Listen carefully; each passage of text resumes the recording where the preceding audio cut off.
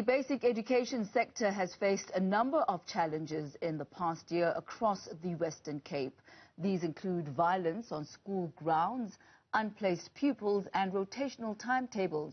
Joining us for their perspective and how they see these challenges being dealt with, we're joined by Vanessa Leroux, who represents Parents for Equal Education South Africa, as well as SATU's Western Cape Secretary, Jonathan Ruston. Very good evening to both of you, and a happy new year. May you have a pleasant one ahead. Perhaps let me start with you, Mr. Ruston. What do you believe are the challenges that are being faced by the Western Cape Education Department and the schools there? Good evening to everybody, and Happy New Year to you and the listeners out there. And we hope that 2022 will be a really prosperous year, safe year for everybody. SATU had raised this matter for a number of years, especially at the end of the year, the beginning of the year, and that is the fact of unplaced learners. Now, to date, we don't have the accurate data as to how many learners are unplaced. But last year we sat with approximately 28,000 learners at the beginning of the year that has not been placed. Now, that is a major concern because there is a belief that we need to have learners having tuition from the first day of schooling.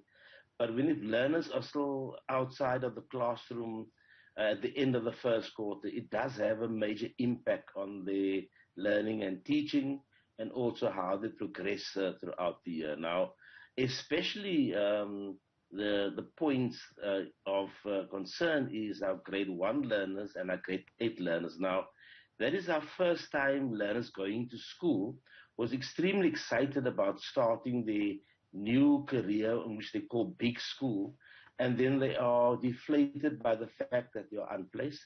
Then, of course, the first time that our learners go to secondary school, and they have to run around finding placement, and this is a major challenge. Following of that is we've got the perpetual violence within schools. We've seen in Hines Park last year, and even at the school in Nova Park in Crystal. In Hines Park, a teacher was murdered cold-bloodedly within the parking lot as waiting for the school to commence. And that is something that year on year we've been battling with, and that is something that we need to do something about urgently in a collaborative approach, because violence cannot be dealt with individuals on their own. Then lastly, for now, I want to raise the issue of rotational timetabling and the fact that there are huge learning losses for our learners, and that we need to put our heads together as to look at how do we address this. We don't want to have a lost generation going forward. That phrase, lost generation, certainly does send a chill down our spines when you look at the state of education and just how much time learners have lost from school, as well as the challenges of online learning and access to education, also there being one of the major issues. Ms. Leroux, the issue of unplaced learners, the fact that there are some learners who, as Mr. Ruston says, go through a whole term without actually being placed.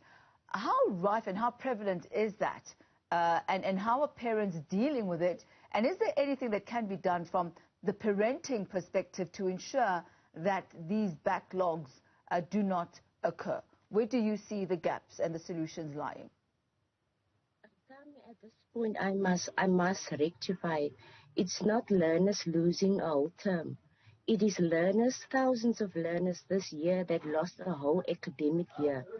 Just yesterday, I spoke to a parent of 2 girls where these children are now have psychological issues. One of the girls went missing, and they are not from another province as the department wants to claim that these children are coming from another province. All these children that we've dealt with, the thousands of last year, none of them were from another province. Those Forest Village children, the thousands, almost 2,000 of them, 1,950 to be exact, all of them have been born in Cape Town. Their parents have been in Cape Town for over 30 years. So the influx of learners excuse is becoming old at this point. At this point, I'm questioning the numbers that the WCD provided, because in June of last year, we had over 5,000 learners that haven't been placed yet. And up till the end of the academic year, it has been thousands. On the 2nd of December, 29,500 learners haven't been placed. And I question that number. On the 21st of December, the department want to tell us only 3,800 children haven't been placed. It is a lie. It is a lie, and we as parents should question that, because the only solution to place these children is building new schools. And we don't know where they build new schools.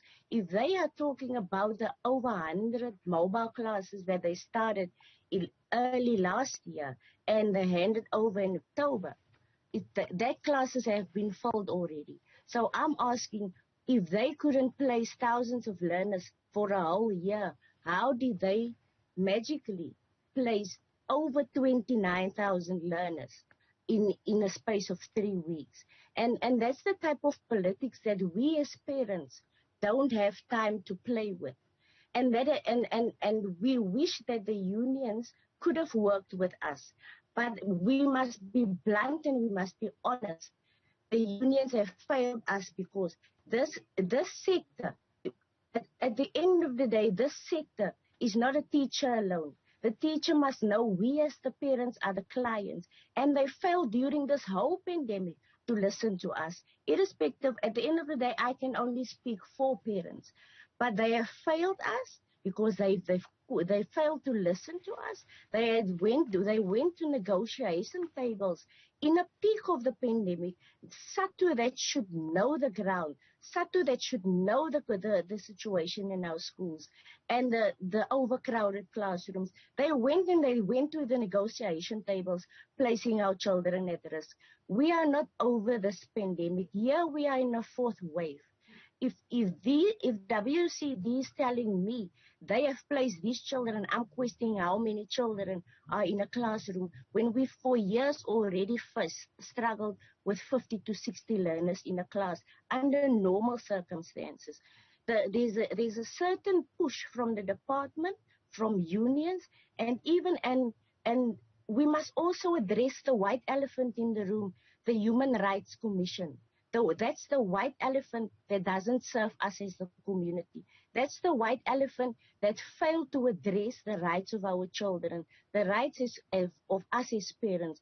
Because at the end of the day, the constitution of our country that all of them around that negotiation table failed to acknowledge is that life over any and everything. They are pushing for a curriculum a deaf child can't learn. But at the end of the day, they need to provide education, quality education, and the unions go and sit around these tables and negotiate for gutter education because they are pushing a certain agenda that we as parents don't know what it is. We must be blunt in 2022, and we must demand what we rightfully deserve, and our children rightfully deserve. Because at the end of the day, I'm questioning how many children have they pushed into one class in a pandemic as if we are over this pandemic. It's a deadly pandemic. So let me bring... People died of this. Let me bring Mr. Rustin into this conversation. Some really heavy accusations there that are being made, not only at the doorstep of the Western Cape Department, but of SATU as well. The way that Ms. LaRue puts it is that you went in there and, as SATU and other stakeholders, negotiated for what she terms a gutter education. What is it that needs to be done to ensure that every child gets placement at a school? Because it is, in essence, fundamentally a human right for them to get an education. Well, thank you very much. Ms. LaRue has said a number of things which I would have lots of time to react to. But let's start off by saying that the placement of learners is something that is a priority of all education stakeholders. And we believe that every child has the right to learn, every child has the right to quality learning and teaching, and every child has the right to fulfill his full potential as going forward.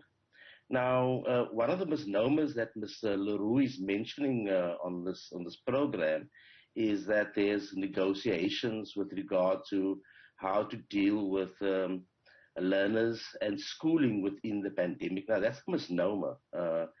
That's not negotiations. We are not working within a bargaining council where we have a collective agreement on the table to say that we are wanting this particular matter to be resolved. And then, of course, in terms of the Labourers Act, we have the right to strike. It is about stakeholders, including parents through the National School Governing Body Association, FEDSAS and others, that consultation is held and opinions are brought as to how to deal with education as a whole within the country. And that particular inputs from all stakeholders are taken. Unfortunately, Mr. Leroux's organization is not part of that particular talk. And can you maybe give us an idea as to why, in the sense that, parents are a key stakeholder in this? And perhaps it's a bit unfair of me to be asking this question of you, as Satu. Maybe this question should be posed to the Education Department, but maybe you can glean something on it.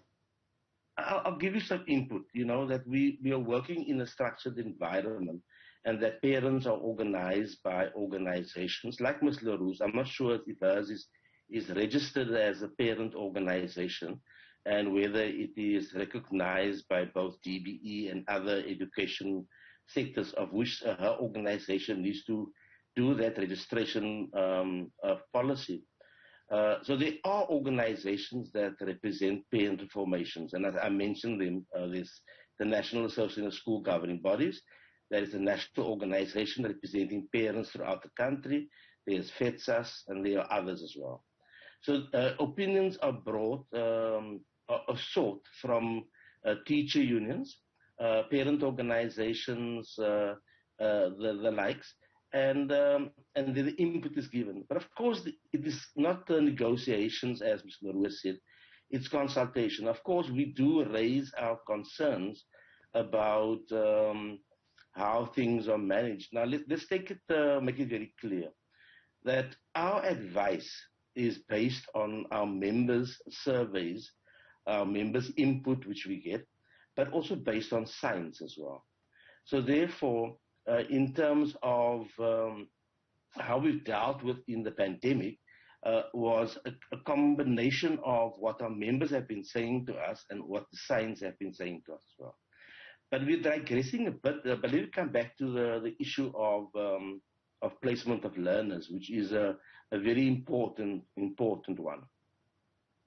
Now, it's a multitude of factors, and on this point we agree with Ms. Leroux that the narrative that's been pushed that learners are migrating into the province is causing a pressure on the education system is a bad genre to push, because that was in line with what Helen Ziller was always saying about immigrants to the Western Cape. We have to remember that the Western Cape is part of a country, and all learners have the right to attend schooling in the province, irrespective of where they come from. So therefore, our system has always been built in such a way that we have an abundance of primary schools, and then we have a tapered down of secondary schools within our system. But now, where is the blockage? The blockage comes in a number of ways. Number one, parents apply on time, the majority of them. Now, some parents do not then make their choice immediate as to which school the learners are going to attend. So some parents apply for 5 schools, and then, of course, they have to choose one because the child can only attend one school. I have to, unfortunately, Mr. Ruston, because of time, wrap up our conversation now. So we're going to leave it here for now, but understanding that there certainly is just a starter conversation, that this is something that needs to be taken further, especially as the new year begins. But I must thank you both for joining us today as we continue trying to find solutions to the year ahead. What 2021 left us is still here in 2022. The issue of making sure that kids get to schools. Where are those mobile classrooms? Where are the provisions that are being made for the learners? I thank you both this evening. Thank you so much. That was